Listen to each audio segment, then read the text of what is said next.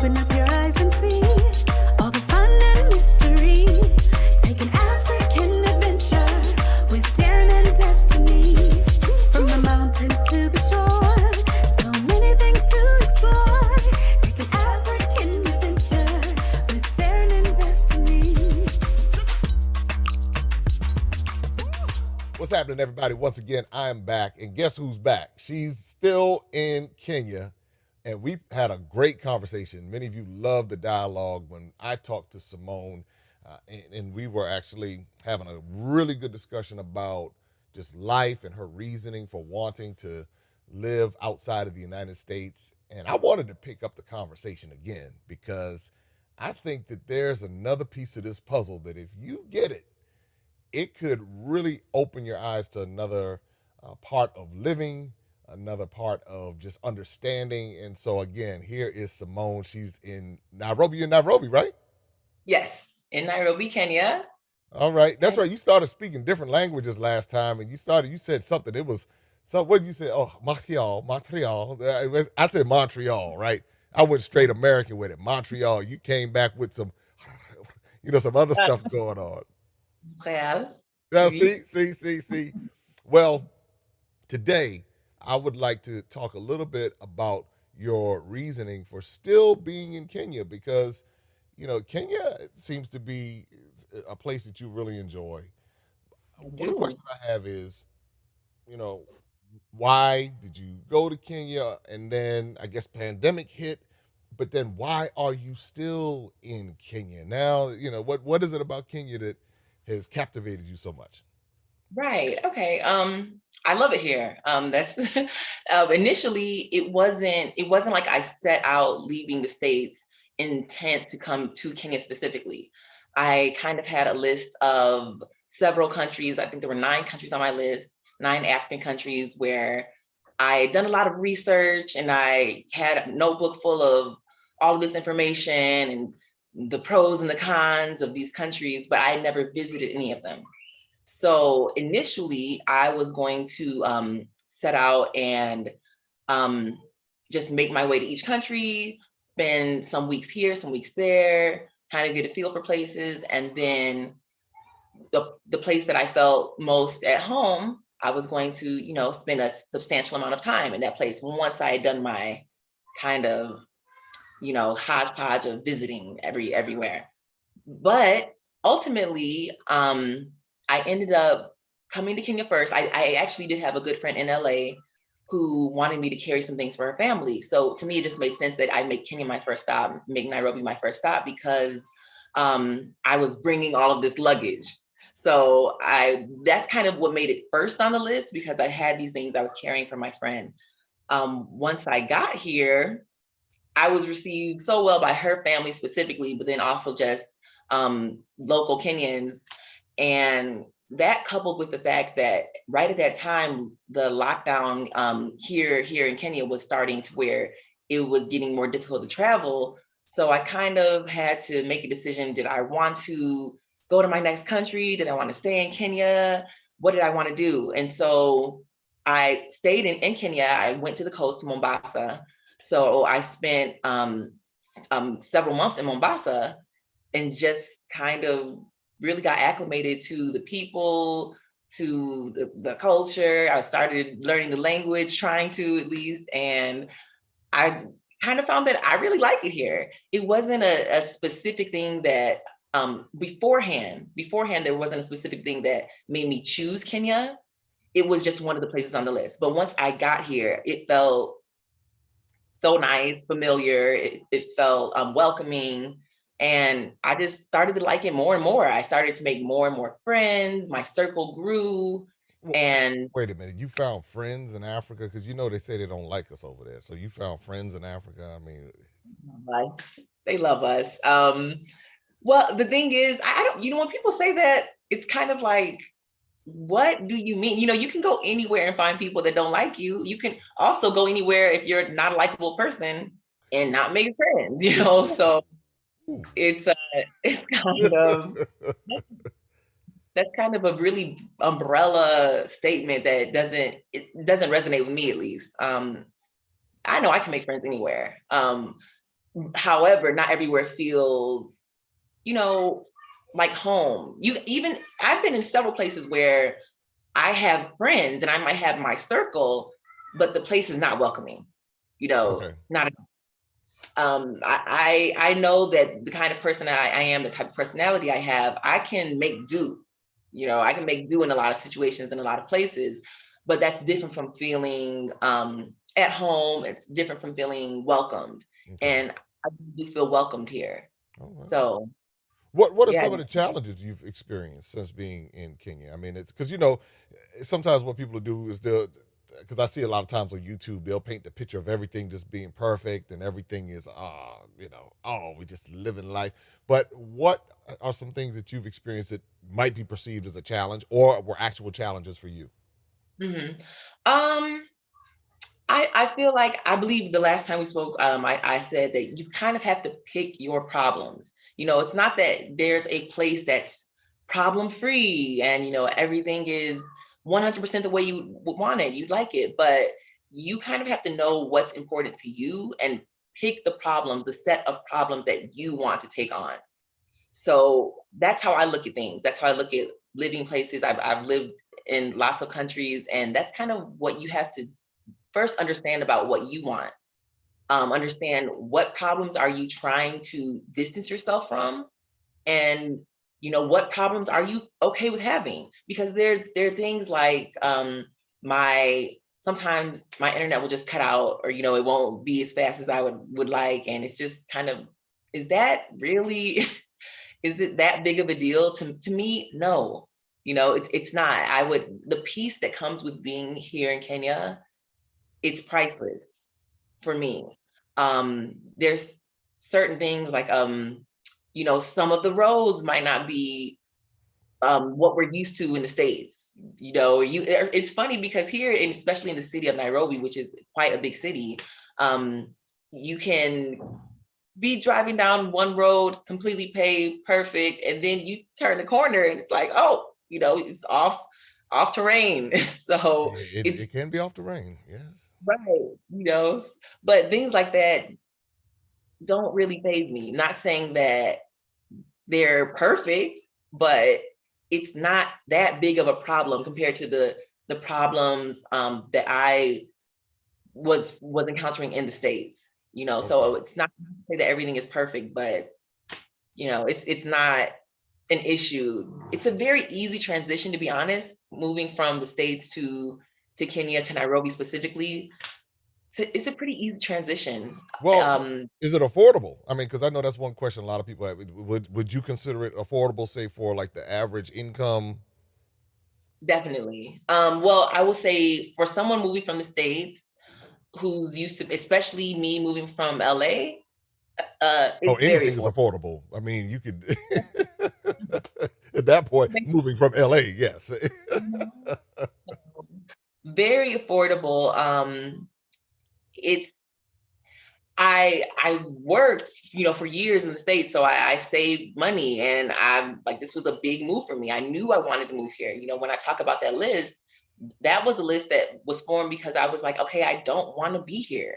I had made moves, I had made those steps out of the US, but ended up coming back. Mhm. And I had that in mind that, okay, I ultimately don't want to be here. This is not a good fit for me. Got it. So, Got it. my attempt was to find a place that it was a better fit. I'm not saying that everything is going to be the way I wanted it at 100%. There's some things that are the way I want it, but maybe only at like 90%. This one might only be at like 87%. This one might be at 93%. But that wasn't I didn't think I was going to come to a place or find any place really in the world that's going to have everything that's on my list at 100%. So I feel like we have to be realistic and also know what you're willing to compromise on. There's certain things that you might not be willing to compromise on. Right. Those might be higher on your list. For me, this is a great fit. It's a great fit. Well, when you talk about that, it prompted me to think about a lot of people are now moving towards a plant-based lifestyle. And Mhm. when I happened to visit Kenya, I was able to find the Soul Vegetarian restaurant. I was able to find that restaurant, and it was really good. Now, I know that you are a person who, yeah, yeah. I know that you're a person who's into plant based or vegan lifestyle. Hmm.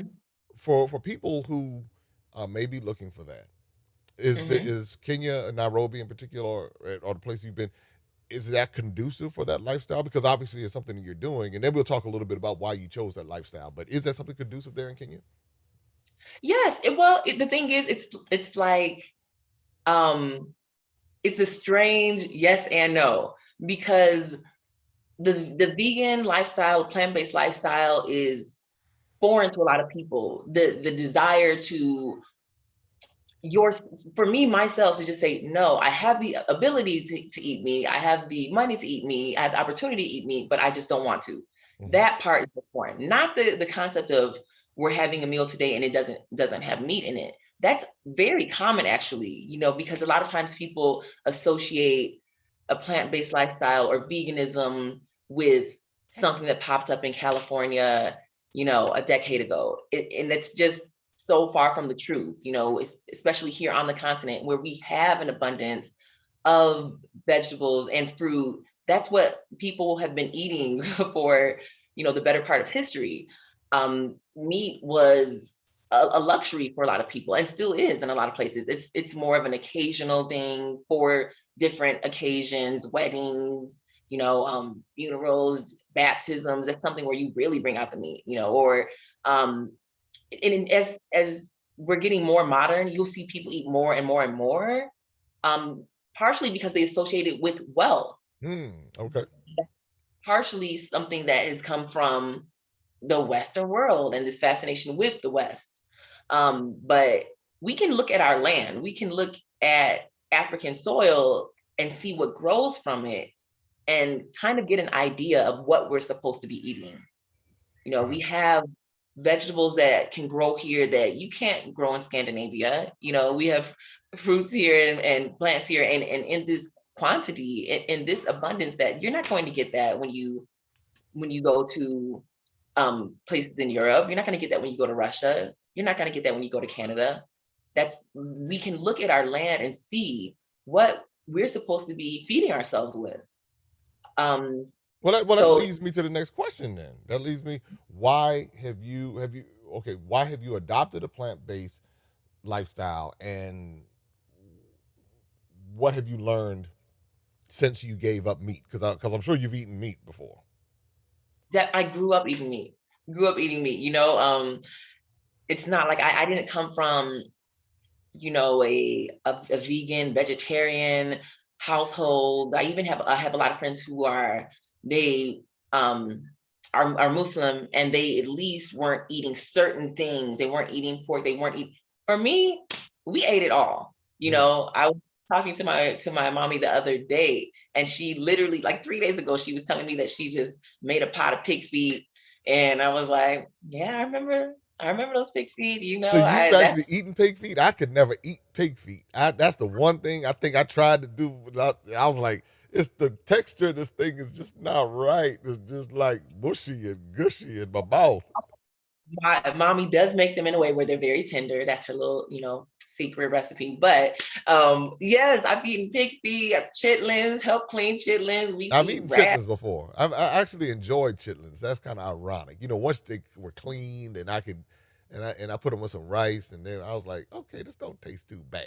But I was never like a chitlin. I got to get me some chitlins. Yeah. I was all, and I'm adventurous by nature, I guess. So I would try everything. There rabbits and stuff that, Escargot. You've had escargot before.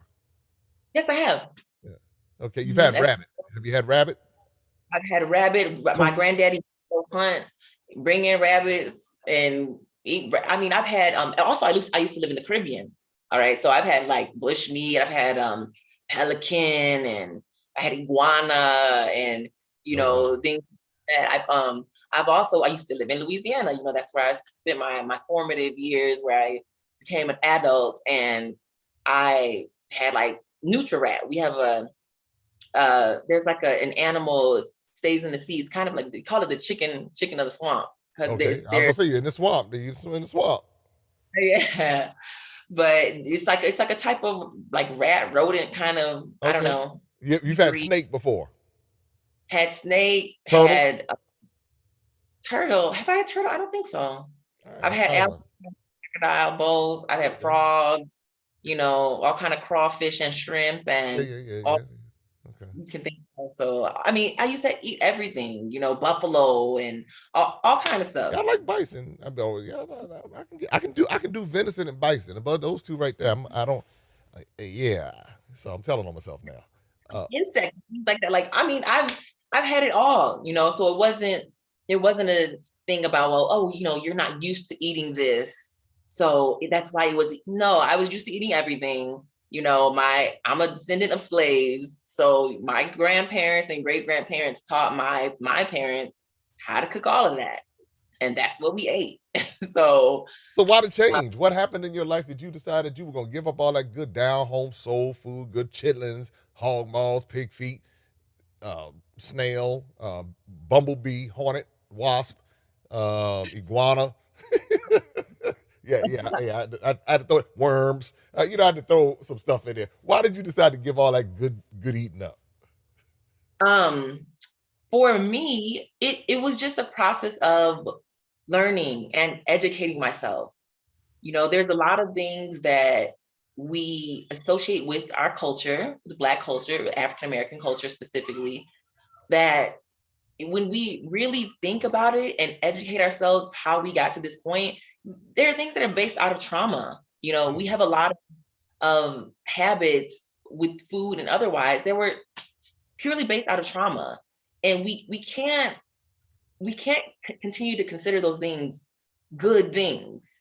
Those things that are not good for us, we can't, it's hard to consider them good. It's hard to think of them and classify them as good when we can now, in this day and age, we have proof and we have studies and we have years of trials and data to show that these things aren't good for us, that these things are killing us. So for me, sometimes people ask me like, well, why are you plant-based? The best way I can sum it up is out of protest, because there are a lot of things. Note, I started this lifestyle in the States. So especially in the US, there's a direct correlation between food and our death. Basically, Okay. food is weaponized. Let's go there. Food is really weaponized against us. It has been, since we were slaves. So when you say weaponized, let's put some context to that. When you say weaponized against us, because I can hear someone saying, the Bible says that we can eat whatever we want to eat. The Bible says, so that means whatever. I'm just kind of coming from what I hear people say as far as lifestyle choices. That's a great analogy. The Bible says you can eat whatever you want. You can do, okay. The Bible says you can do whatever you want. The Bible gave you free will.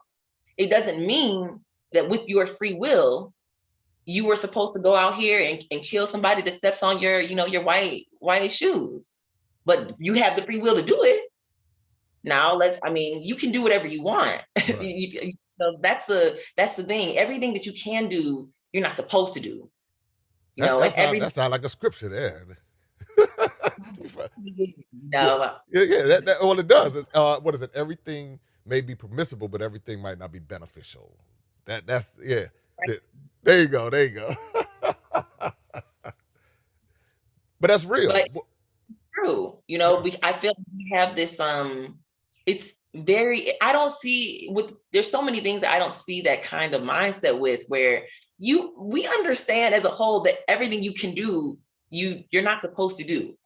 Right? It's that you don't find that argument coming up with a lot of other things in life, but when it comes to food, it's like, well, I have to, I can kill the cow, so why don't I? It's like, okay, but you could also, kill the kid on this walking by you on the street that sprayed water on you, but you don't. Like, what? That's such a flawed logic to me, because there's so much that we can do that we don't. We understand that have the restraint to not go down certain paths. Yeah. Well, I think a lot of times it goes back to culture and convictions and a whole lot of different things. But I know that when you started talking about for you, when it came to going, taking the plant-based lifestyle, you went from eating all of the different meats and insects and swamp Mhm, animals, and I got to add a little extra to this.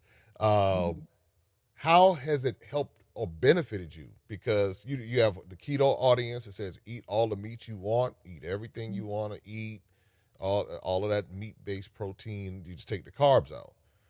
Where right. veganism is kind of like, well, don't eat the meat, but then you can kind of eat the carbs. So how has this lifestyle benefited you since you took on a meatless lifestyle?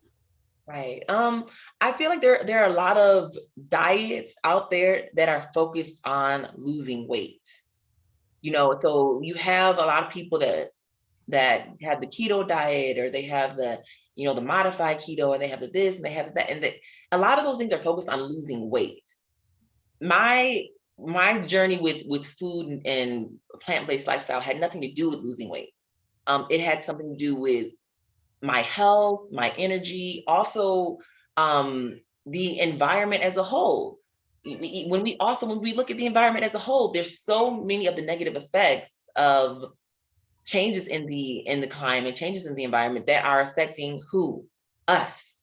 We're the ones that get the brunt of this first. When there are changes, when there's um when you have these meat factories where the waste from the animals seeps into the groundwater, when you have these Pandemics. factories, pandemics, all of these things, we get the brunt of this. That's Black people on this continent and that continent. That's Black people in the West and in the motherland. Mhm. We get the brunt of this. So in my journey didn't have so much to do with losing weight. It did have to do with health, yes, and also kind of looking at health from a broader perspective, and not just thinking of it as, okay, well, I can fit into this dress. It's also, will I be able to do X, Y, and Z in my 70s or 80s? I think a lot of times people don't think about, they don't have the vision to think about later. I know a lot of people talk about, even in my family, we've been known for living to a nice old age. My mother's mother, my big mama, she passed at 92, that's a nice old age. That's a nice Okay. old age, yeah. But a lot of times people don't talk about the quality of life. What how did she spend those last 10 years, those last 20 years? Do I want to be giving myself insulin shots every day for the next couple of decades, several decades? Do I want to be doing my sugar and doing this and that? Do I want to be in a wheelchair when I pass? All of these things people don't talk about. So it is possible to live a long life. Your life most definitely will be extended by a lot of your food choices. But even if you are an outlier and you do make it to your 80s and 90s with poor food choices, how is your quality of life going to be? Because there's a lot of that I feel like doesn't, we those numbers are added up either way, whether you've been bedridden for the last 10 years, or whether you've been in a wheelchair for the last 30 years. Right. it, So the there are quality of life, yeah. Right. A lot of those things don't get added up. I have people in my family who have been wheelchair bound in their 30s because of their level of obesity. But And people it's don't like to talk about the obesity thing. People don't want to talk about it. They say you're fat shaming if you start talking about it. And I remember something that you said. It was it might have been in the last interview, but you talked about how a lot of those people who talk about fat shaming don't have a problem calling people skinny, and don't have hurling those types of insults towards people. But the minute they hear somebody say obesity, now their cancel culture antennas go up to try to create something that might not be there. Or we have a culture now that's encouraging obesity. It's one thing to be quote unquote big boned. That as how they say, oh, she big boned or he big boned or whatever. But it's another Mhm, thing to be morbidly obese and to be sick mhm, and dying, and then to have a culture that enables that that tells you it's okay to be sick and dying. There's something, and this might not necessarily be meat per se. I'm just saying in general, this is the mindset that I see, that whenever that wave of cultural influence comes through, they say, well, this is the narrative we want to push. And if we as people don't have enough sense to understand how we're being manipulated, we will now embrace toxic habits and say that this is normal, that this is healthy, this is right, this is good, for the sake of, it's almost like somebody exploiting the trauma. If somebody has a trauma and they medicate it with food, somebody comes along and tells them, you know what, you're going to be all right. Just keep doing what you're doing. You're going to be all right. And then the person ends up dying or whatever, or dealing with the losing the limbs and doing the sugar and everything else and all of that, because someone enabled them and said, you know, there's a different way that you could consider where you could have a better quality of life if you do X, Y, Z or whatever. So when you mentioned that, it just kind of prompted me to think about that, because that's real. Now that I'm looking at the food industry in the Western world, it's almost like exploitation. But that's exactly when you start exploiting that trauma, that's exactly what's happening. And it's happening with us. A lot of things, you can get away with a lot when we're dealing with ignorance. And I mean textbook ignorance of people not knowing. Yes. So if we don't know our history, that history being from times of slavery to what they were feeding us, what we were forced to eat, I should say, all the way back into what we were eating when we were here on our continent. We have to go outside of what we're taught, because I think at this point it should be common knowledge that we weren't taught correctly. It's not common knowledge. I get some people that comment, and I just say, now what hole or rock or school system or family system did they come from? Because they don't know. It's real, and it's really bad. It's not. That's the one thing I can say where I become discouraged, because the level of textbook ignorance that you refer to is so strong. It's like, it's unbelievable. Because I'll hear a lot of people say, with all this information we have out here, we have no excuse. But so many people have been so conditioned to not even want the information, to be so content with the status quo, to be so content with being sick. Go ahead. You just said a key word is that want. They've been conditioned to not want the information. So even with that, we've been conditioned to not want information that benefits us, but we want information, we want to know. It's funny to me. I've had people here, even in Kenya, say, I've had this conversation or something similar, and I've had people say to me, oh, well, talking about food, I often get on the topic of food because, I am a health educator. Right. And I like to educate people at every turn. So I remember one time I was out and talking to just different friends, and one person said, like, oh, I didn't know that. And she's Kenyan, and she had said, well, maybe it's because here, we're a third world country and we didn't get that information and it's not that available. And I was like, but I have to pause you right there, because when we're talking about this day and age, 2022, we have the internet. It has made the world so much smaller. If you're taking the internet and you're taking an hour out of your day to go on TikTok, Instagram, Facebook, and you're learning all the dances and you're, you're posting this, you're posting that, then you have the capacity. It's what is that desire? What is like you just said, that want? We've been conditioned to not want. We've been conditioned to want to chime in on this challenge, but not conditioned to want to educate ourselves is this okay to feed my child or not?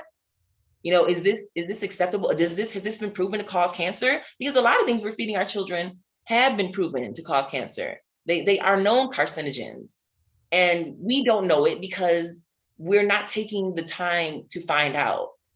What did they say? If you want to keep something from a Black person, put it in a book. We Right. have to actively combat that stereotype. That is But a how trope. does somebody develop the want to do that? That's what it's like. Like I was on my TikTok and Instagram reels. It's the little pink TV that comes up. I mean, they got so many different versions of "I don't give up," and I'm like, and it's like you got brothers. I think this is the reel that I have seen like black men in like everything. I can count on a brother being in this reel, and it's just like it feels like an exploitation. It's almost like an expression of something else. But when it comes to the health, it's like, well, you had one dude on a bicycle with the popping the wheelie. He's singing it so you it seems like it's a case of cultural priorities. It seems like Mhm. it's a case of whoever has the money. It's like because these algorithms can manipulate whatever they want. If they wanted health to be at the forefront, we could have people eating healthier, making wise lifestyle choices. Now I'm sure you do have some of that out there. I'm not saying this 100% that where it's not out there, but it seems like the things that we gravitate towards are the very things that are destroying us mentally as well as physically. I mean, that's just my observation. Mhm. Um, it's we've been through a lot. We have, there's a lot of things where I don't choose to make excuses for or Mm-hmm. excuse behavior in our community and our amongst our people, but I definitely understand where they come from. You know, we've been this is these things are old, and I hate to take everything back to slavery, but so much of it stems from this time, where we were rewarded for, the dancing and the singing and the shucking and the jiving, and we were punished for educating ourselves. Yes. You know, Yes. these things aren't, this didn't come out of the blue. Yeah. These things have been in place for centuries, Mm-hmm. and I see them currently still playing out. And it's sad, and I feel like it's something that we've got to know as a people, that this is not there's no benefit from our oppressor stopping their oppression. Right. We're going to have to do this ourselves.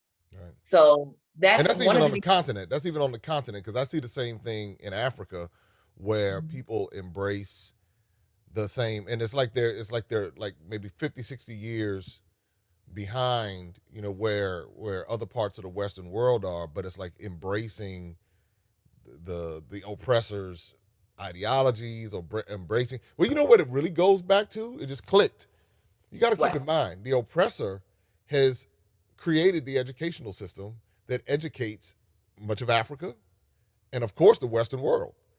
So when you It's, are indoctrinated from childhood in a system that is designed to make you a robot, if you will, mhm. and then, but if you think about it, if the education system, because people always say education, go get education, go get education. I've now learned to say, hold on, what type of education are you talking about? Because there's an education that teaches you how to function from an economic perspective and build a life and a career, but that doesn't mean that you're educated. That means that you might know how to make money, or you might know how to build a building, or you might know how to, operate on someone's brain. But are you really educated on the other levels, like when it comes to food, when it comes to finance, when it comes to travel or whatever? Are we educated on those levels? So when you have someone that can control your knowledge base, and then when somebody can control your knowledge base, do you really have the ability? At that point, you have to be so intentional to break free from that. That's what I'm saying. It's like you have to. I mean, I'm and thinking that's about my journey. I had to say, mhm, man, y'all better get the off me, because I recognized how deficient I was just following the system. mhm. And that's what it takes. My I guess my thing is, we're not going to get help from outside sources. It's going to have to take us um gathering that strength mainly from each other, ourselves and each other, Mm-hmm. to break that hold, that this system, this education, all of that, all the trauma, all of that has a hold on us. We're going to have to break that ourselves. We're not going to get outside help. There's times where, our own skin folk aren't our kinfolk. So we have to really start to understand that this is not going to be a lot of things that should be aren't. A lot of well, we should be able to just go out and go to the store and buy something that's healthy and that's been approved by a government that loves us and wants to take care of us. That's not the case, right? So we're going to have to do our own research, our own investigation, use our own discernment for what we put into our temples. I feel like a lot of people don't think about their body as a temple. They really don't. Like they might say it might sound nice, it might sound cute, might get up and say it at giving their testimony in church, but they really don't think about their bodies as temples. I really believe that we have to honor our bodies. We really have to honor our bodies, and that involves not just the food we eat, but the energy we allow ourselves to be around. Do I want to be in a place where there's all of this stress and drama and chaos? Because to me, that's what the US was. It was, not to say that everything about the US is bad, not saying that at all. But there was a lot of additional stress that I could feel in that space that I could tell this is not healthy for me. This is not good. This is not uplifting to my spirit. And that's also something that perpetuates illness in our bodies is stress. That's been proven. So when we're in environments where the food is poor, the healthcare is poor, the stress is through the roof. I mean, we're in environments that are really just knocking our health, down a notch with every passing year. Yeah, no, So you said it. You said it perfectly. Kind of circling back to one question: what benefits have you seen in your own life from in my- yeah um eliminating or reducing meat from your diet? Because I guess you've right. eliminated it, right? But what benefits have you seen? So for me, first, let me say this. For me, it was a gradual process. Um, I right after college, I started. I said, well, actually, when I was in college, when I was at Grambling, I did. I guess it was like a semester or nearly a semester. My roommate and I, we wanted to be vegan, and it was just kind of like, let's just try it out. For her, it was more about the animals because she loves the animals. For me, it was just like, let's try it out. I'm doing it Okay, with you. okay. I noticed how difficult it was. That's, I would say, when I started being conscious of at least ingredients, Mm. because there were so many things where I was like, wow, I can't eat this either. Can't eat that. I can't eat. I would go to the calf. Things that could have been vegan weren't made in the vegan way. So, it was even just potatoes. Potatoes can be easily vegan. They are vegan. They grow out of the ground, But it has with some no, milk and some butter in it. Some milk and some butter. but when you put that milk in it, that ball, that the butter, and if you already have it packed with gravy on, it's like, okay, well, dang, I can't eat that now. I can't eat this. Because vegans don't eat anything animal based, meaning not just meat, but they don't do milk, they don't do cheese, they don't do butter, any Right. animal products, right? Just to clarify. Yes, as opposed to just vegetarianism, where you just don't eat meat and fish, Okay. but you could still have macaroni and cheese. You can still have yogurt. That's vegetarianism. But veganism is, yes, like any products from the. Now there are levels to that. Even I'll say that because I know, like me personally, I don't have a problem with honey, Okay. but there's some people that do because it comes from the bee. Um, so me, yes, I do. I don't eat cheese or milk, yogurt, but there's some people that take it even further and they won't eat like anything from the, And that's a personal conviction for the person. Right, okay. Because I could see um, myself leaning more vegetarian. I could do a little mac and cheese now. I can do a little mac and cheese, like a little cheese pizza or something right there. Because I don't have to do meat. I was telling somebody, I said, meat is not my issue. It's the mhm. sugar. It's the Mm, sugar that's my issue. Sugar is my crack. That's the mhm. problem. And that And it's, I don't ever have to eat another piece of meat in my life. But if you take mm, my sugar from me, then I'm gonna be shaking. And you're gonna see Oh, what's but wrong you with probably will because it is addictive. You know, it well, like, what's wrong with him? He needed sugar. So that's what I, so that's what I need help with. But no. Okay, so the benefit. So the benefit has been Okay, wait. So let me circle back. okay. So I during the time when I was just doing the little baby veganism for a few months in college, um, I started reading ingredients religiously. Okay. That's like, and I started seeing, okay, I can't eat. I wasn't a clean eater per se at the time. Also, I was still eating, junk food and chips and cookies and whatever and sugar and all of this. So I remember one time I was looking at the back of a Doritos bag, and I was checking just to see the ingredients, and I saw it had whey. So I was like, oh, I can't eat this. It has whey in it, which is a byproduct of milk, which is from cows. So I was like, I can't eat that. But while checking to see if it had animal products specifically, I also was just reading what was in it. And Hmm. it was all of this other crap. And I really remember thinking, like, this is like, what is this stuff? I don't even know what half this stuff is. Like, what am I eating? And I feel like that kind of started me on a journey of just doing more investigation, Okay. because I saw that, okay, well, it's clearly allowed in our food, but I don't know what it is. I don't know why half of the ingredients, I didn't know what they were, but I was okay with eating them. That should be a red flag for a lot of us, because when we think about things outside of food, Hmm. we're not okay with just eating, or I should say, we're not okay with doing something that we don't know what it is. We're not okay with that generally. Normally, you need to know something before you go down that path. Yeah. Yeah. Yeah. So it's kind of like, okay, well, maybe I should know what these, you know, 25 ingredients are in the bag of chips I'm eating. So that was during that time when I really started investigating and learning and reading about food and reading about what food does to your body, and how rates of diseases are higher in our community than others. And all of this was during that time.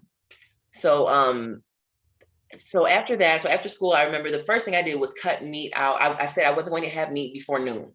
So I stopped eating meat for breakfast, but I was still eating meat, still eating everything.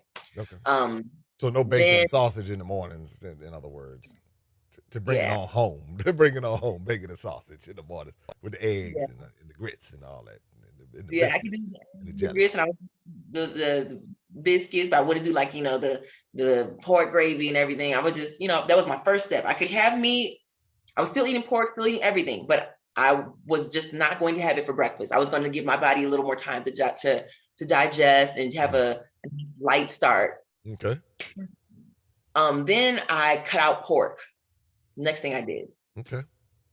Then I proceeded like that for a while, still eating everything else. Then I cut out red meat, and I was still eating meat, but I would only do chicken and turkey and Some sort of yeah, poultry and some fish, maybe.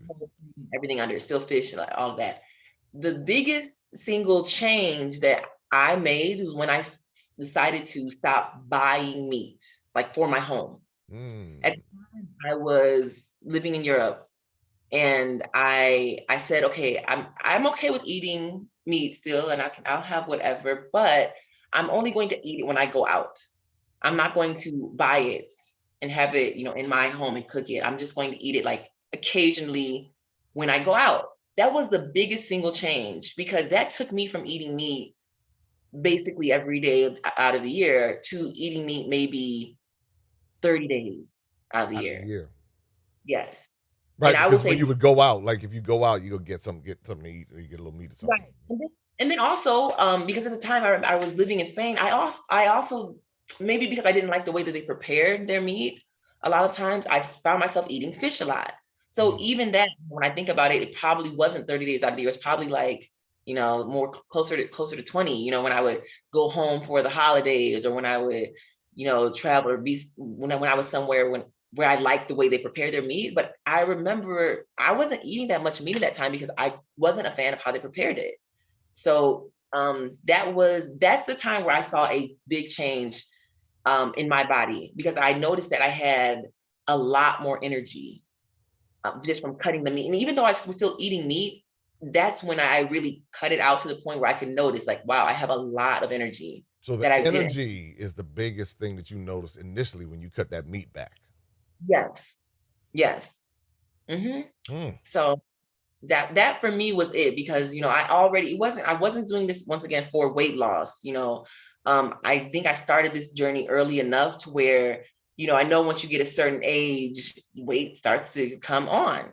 But I started this journey when I still was effectively a child, so I didn't have that issue with weight. It wasn't like I had all of these decades of getting my arteries clogged and just letting the weight pile up. I started quite young. I started being conscious of these things quite young. So it wasn't an effort to lose weight. It was mainly at this point an effort to be healthier, because I started reading and understanding what meat did. And there's a lot of data out there that I feel like we don't talk about, nor are we taught. So I had to teach myself. Okay. So energy. So, well, what do you say to the people who, because you can live a vegan lifestyle and Mhm. just eat straight junk. You can eat candy. You can eat. You're vegan, and it doesn't have to be animal based. You can have some chips, some corn chips. You can have some candy. You can have some soda, I guess, for that matter. Well, you can do Although whatever you want to do on that level. Yes, we call those junk food vegans, and it's one reason why I don't like to even. For a long time, I didn't want to put myself in the box of being a vegan, or because I'm vegan recently. I was vegetarian for many years. Okay. Okay. Um, Before that, pescatarian. Now, what is But yeah, pescatarian? Because people hear these terms, they're like, I don't know what pescatarian is. It sounds like you eat pest. I don't know. It's like I don't. it's It's just pescado in Spanish. Pescado is fish. okay. So Um, fish. All right, got you. Yeah, so it's a fish eater. So you'll eat fish and everything under that. So you're eating fish and the fruits and the veg and all of the grains and the Can you eat nuts. shrimp as a pescatarian?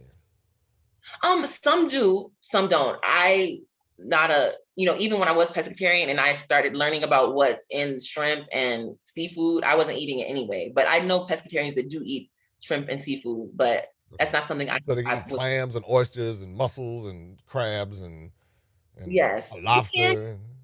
It's your world. If you're a pescatarian, you have to figure out what that means for you. Got you.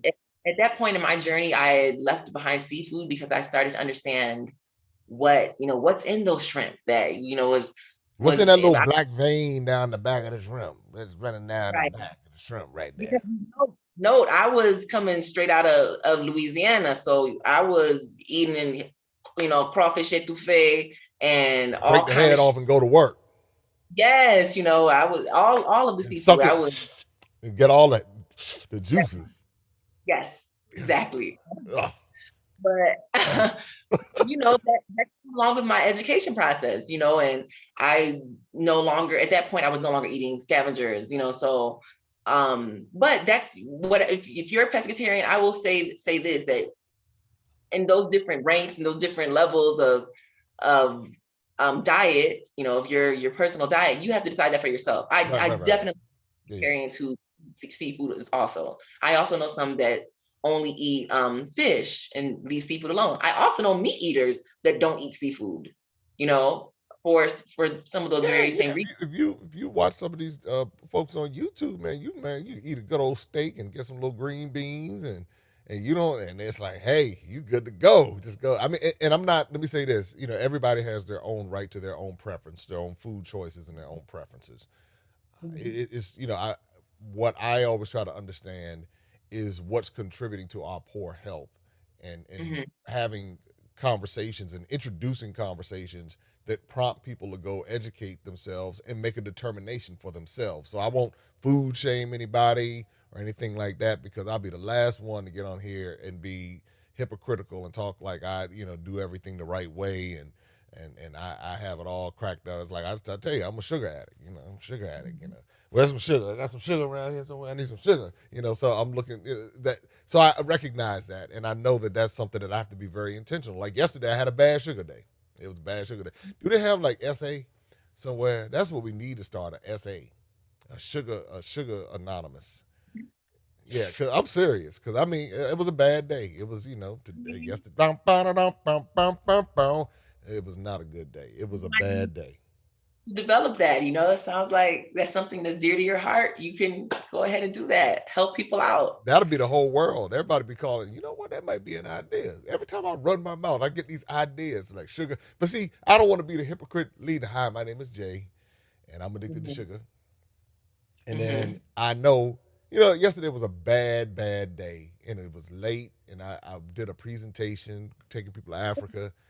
What triggered that? What do you think? I think I was hungry, and I didn't want to eat meat, and I was like, Okay. well, I'm not going to eat meat. And then Okay. Starbucks called me late, like around almost 9 o'clock at night, and I was like, Hmm. oh, Starbucks is calling me. So the first one I went to was closed. I was like, ah. There's And then multiple. yeah, it Okay. was good. But then the second one, I knew another one. I knew where another one, and I said, hey Siri, I said, can you tell me where this? And then Siri did it. Siri led me down the wrong path, and Siri said I was about, it closed at 9 p.m. It was about 8:20. I knew I had enough time to get there. Then I got there and I said, I'm just gonna get something simple like a little croissant and my chai tea latte, and I'll do that. And see, the thing is, I might have done that early in the day. I don't recall. My mind, you know how your mind get to messing with you. You don't recall. I don't recall if I did it early in the day. So, Oh, um, my mind doesn't do that. My mind doesn't do that. yeah, mine did it. I just sometimes your mind blocks out stuff. And I went, and the guy said, "No, we don't have a croissant. We don't have a regular croissant, but we have an almond croissant." And I was like, "Ooh, that sounds good." And got the little filling on the inside and a little almond sprinkled on the top. And normally I would just get like a tall chai tea latte. And since I was already feeling so guilty about the sugar, I said, "Bump this. Give me the grande." And I went, and I just felt so bad afterwards. So that's now I'm having my confessions now. Now I'm having my sugar confessions. And but a lot of us are there. A lot of us are in that space where, whether it be meat, whether it be sugar, whether it be whatever, we're navigating this space. But I think that with the education that we're hearing, it's like now I'm conscious of it. As a child, I wasn't conscious of it. I would drink the peach knee-high soda and the Rock Creek soda, and have the two Snickers on top of that. Then wait for the pimples to come because of sugar and all that stuff and acid and all that. A lot of people dealing with that, and that's what the sugar was fueling that for me. Or I eat the big old sandwich, the big foot long sandwich, which is probably a foot and a half long, and I'm eating that, and then got to make sure I have sugar with it. But this is good though. I mean, it's good to hear stories like yours because it's inspiring, and now I can take my convictions and do better today. I feel like with especially like, sugar, but also the meat, anything that we're eating, we have to give ourselves time to, a lot of those are taste bud things, they really are addictions in a way, Yeah, not, they really are. We can become addicted to these different foods. I know. So it's kind of like we have to give ourselves, I know a lot of people that they will say, oh, I try to do, this 30 days of veganism. And then right after that was done, went right back to, I couldn't wait. But it's like, that's not a lot of time to really wean your body off of some of those things. Um, like just like I was saying, this was a long process for me, that I gave my body, not only my body, but also my taste buds a chance to get accustomed to certain things. I gave my taste buds a chance to, like, they're now, I'm telling you, if I had what's that one brand? There's one brand that's really sugary and nasty to me. What's it called? Minute Maid. There's a Oh Minute Maid yes, orange. I'm familiar with If Minute Maid. Yes, their orange juice, it's like I don't know. like it's syrup. It's syrup. It's almost like syrup. Yeah, it's perfect. That's it's like a syrup. But there's certain things where it's just, they're so foreign to me now. But if I flash back 15 years, it wouldn't have been a problem. Yeah. You know, Uh, there's I'll tell you, this is very true. My sister, one of my sisters, we have a restaurant called Cracker Barrel. Matt, I know you guys Oh, we have it got too. Cracker Barrel too. Yeah, we got Cracker Barrel. Yeah, yeah, Okay. yeah. But that's maple So syrup is the truth. The maple syrup from Cracker Barrel is the truth. My God. listen, So listen, that maple syrup is real maple syrup. Yes, it is. Yes, it is. My sister is so accustomed, her taste buds are so accustomed, she's acclimated herself so much to fake syrup, Yeah. you know, high fructose corn syrup, Yeah. that she brings her own syrup to Cracker Barrel because she does not like their syrup. Really? It's yes, I'm telling you, because she's so accustomed to that high fructose corn syrup and that taste of the fake. That's where her taste buds are. Yeah. Eating real actual syrup that came from trees. It's so good. She does that. She brings, I kid you not, she brings her fake syrup to Cracker Barrel because the actual maple syrup from the trees doesn't taste good to her at this point. Wow.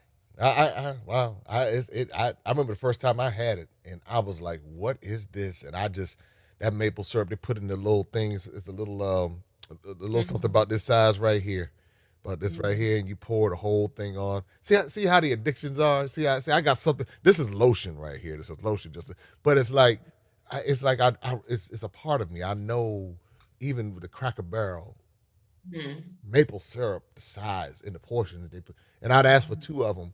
Now I don't soak my pancakes in syrup so much, but I like to get a nice because it has almost like a little extra. Anyway, you got me thinking about it now. Okay, now see now I got a fight going down the Cracker Barrel because I know where what. I'm good. I'm not going to Cracker Barrel. I'm not going to Cracker Barrel. But you're right Okay. though. Taste buds, very true when it comes to that. The I guess what would you recommend to someone who is going through this they've heard our conversation, they Mhm. recognize they want to get rid of the diabetes and high blood pressure, or they don't want to put this on their children, or they realize Mhm. the habits are just bad, it's going to lead to that at some point. What Mhm. words of encouragement would you have for them? Um, I guess I would say there's a lot of there you have to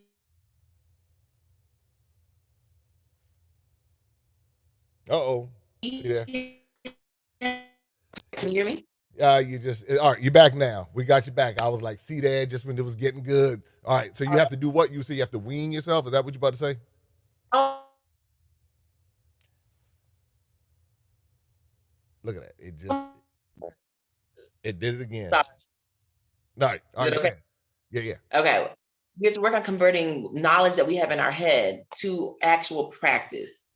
And sometimes that will take, months, years, decades, but we have got to be honest with food, it shouldn't take that long, but you can't do something for 2 weeks and think that it's going to be your new normal. It's not your new normal, especially the older you are. You have to remember you've been doing something for let's say you've been doing something for 5 years. It Okay. might only take you a year to break it. But if you've been doing something for 50 years, you have to know it's really going to take you a substantial amount of time before you make this your new normal. Mm, So give yourself grace, mm-hmm. um, but also understand that you have to really retrain not only your mind but your actual physical body to that includes your taste buds, that includes your muscles, all of these things. Like, you have to train yourself, retrain yourself. So you can't just think that if you've been eating a certain way for 50 years, that, at the end of 6 months, you're going to now love every vegan meal that comes out of your new recipe book. Yeah. We have to give ourselves time. And with that knowledge, if we know something is good for us, keep doing it. Keep doing it. Don't stop after 3 weeks because you're like, yeah, well, I really it doesn't taste good. I still want that salt. I still want that this. Give yourself time because your body will catch up to your mind. You have just got to, I'm telling you now at this point, there's sometimes I eat something and I'm like, this is really salty. Like, this is not, Mm-hmm. but that came with, and I know that person has probably made it the same way they did all those years when I was growing up. But it's me that's changed. It's my level of salt that I've normalized in my life that's changed. There's same with sweetness, same with sugar, same with all of these things. There's normals that we have to make ourselves accustomed to. And that comes with time. That comes with just not stopping. Basically, we have to really implement these things that we know to be true and know to be good for us.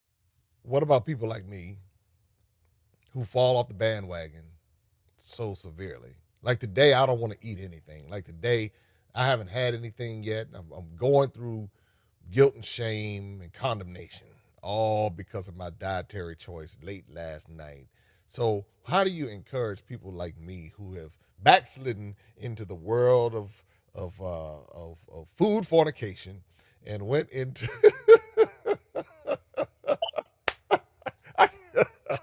Lord. Well, haven't heard it put like that yeah, most people before, haven't. Most but people have not heard it. You know, I've just been messing with people on my channel over the past couple of days. I kind of go down this road, but somebody who's taken had a stumble, like what I did last Mhm. night into the abyss of sugar holicism. Right. Really same advice. You've got to at the end of the day, I feel like if we know that we have the knowledge of something, and if we want that something, we will actively work towards it. That's ultimately what you're not going to get a healthy lifestyle by eating unhealthy. Right.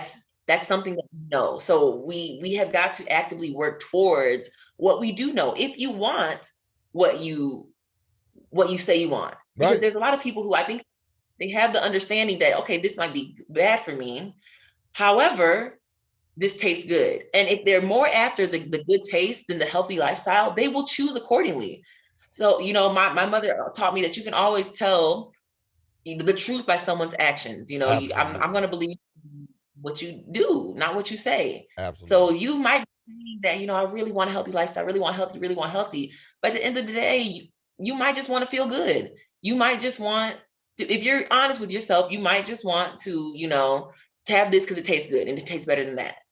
And if you don't give yourself time to really, there's certain things where I know if I if I rewound 20 years, I would really think that this food tastes better than that food.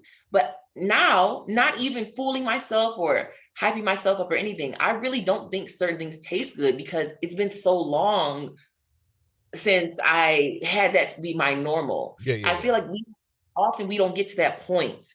We Okay. don't get to that point because we don't give ourselves time to get to that point. We have to keep, it's almost like you have to fake it till you make it. You Right. have to really live this lifestyle until that old lifestyle becomes unattractive. There's certain foods where, I know talking about the pork and the meat and all of these, I used to love that stuff. There's really times where even smelling meat now, or like the blood that comes with it, it's very off-putting. Mm. I feel like I'll need to run to a trash bin to Really. vomit, but it's like it's abrupt, like this abrupt, like, whoa, that's blood.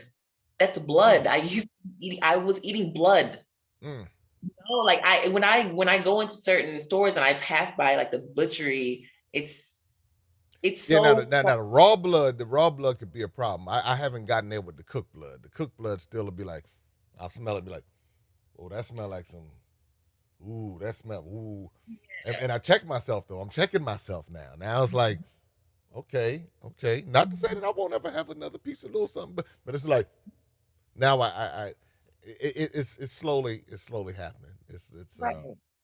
I good. would say just give yourself time, and I'm not even saying, I don't think that, I'm not trying to say, everyone needs to be vegan. This is, the world needs to do this, da, da, da, da, da. But I feel like the more conscious we are of not only what our food choices are doing to our own bodies, but also to the environment at large, I feel like it will lead us to make decisions that are beneficial to us, not just to us, to all beings. I don't want anyone to be. I'm not this big, animal person. I'm not a pet haver, lover, all of Pet these things. haver. I don't. I never had pets and things like that. Uh oh, we lost you again.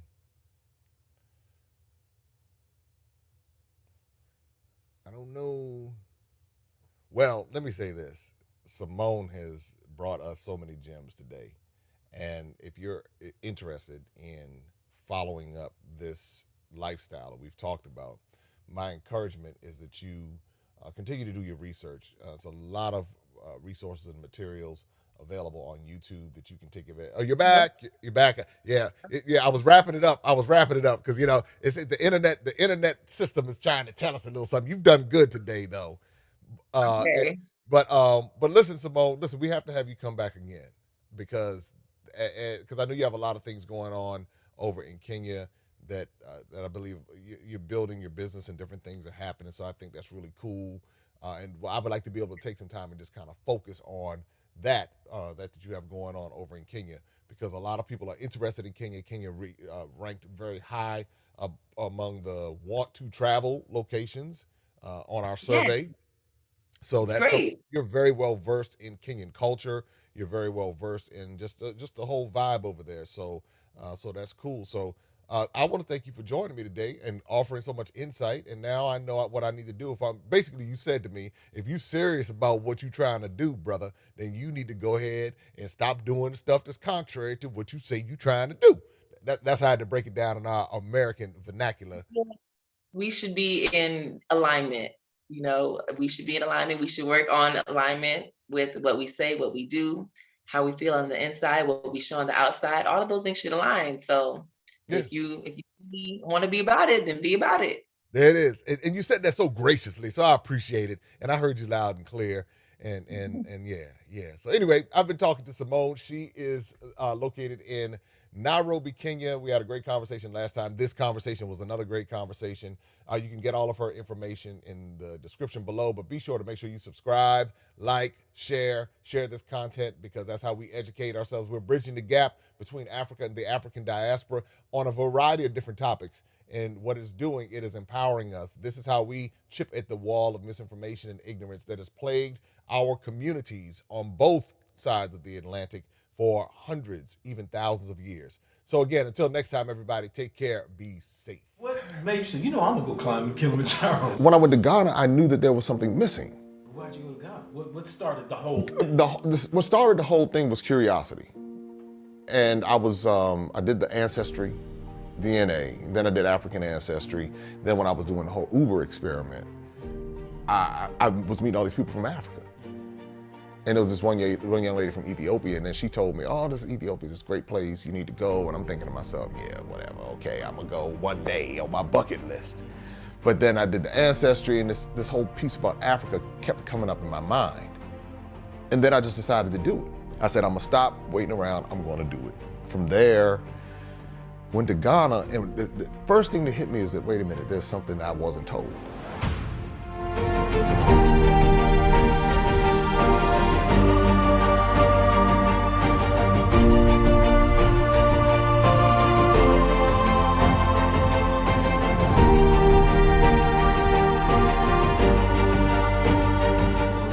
Just had lunch, and we are getting ready to start this journey. We're getting a lot more footage along the way, so stay tuned.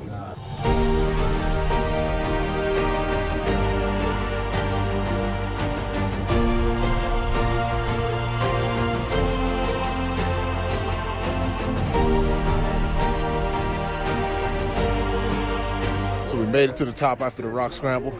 Life above the clouds is completely different. Behind me is the summit. We're on our way.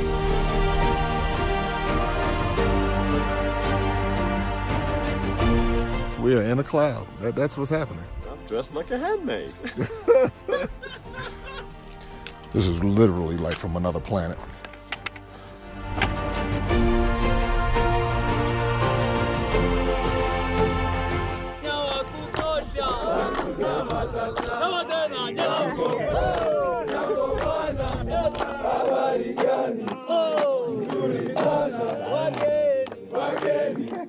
Wakaribishwa Kilimanjaro, hakuna matata.